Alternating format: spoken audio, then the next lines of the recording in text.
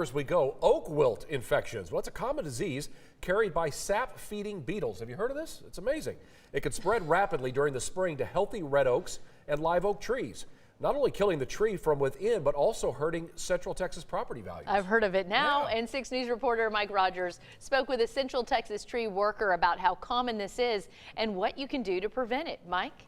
Yeah, Chris and Lindsay, oak wilt infections can be carried by certain beetles found in Central Texas or when an infected tree's roots become interconnected with a healthy tree. Now, the best thing you can do is identify when a nearby tree has become infected and get it professionally removed. But you have to know what to look for. Oak wilt is a fungus that is carried by the beetles from tree to tree, much like bees and pollen with flower.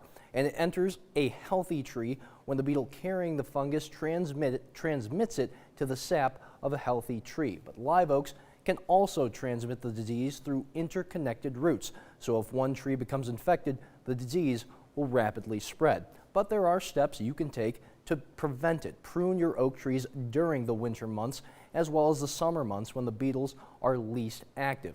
And adequately mulch your trees to help water retention, reducing the stress on the tree and keeping any entrances for the beetles closed. Narrow spectrum fungicide or insecticide. So you don't want to just use any old insecticide because you don't want to kill the good guys as well as the bad guys. If there's branches that are laying on the ground, those need to get taken away as fast as possible or burned or whatever you can do to get rid of them, because we don't want to harbor these beetles and just have them flourish.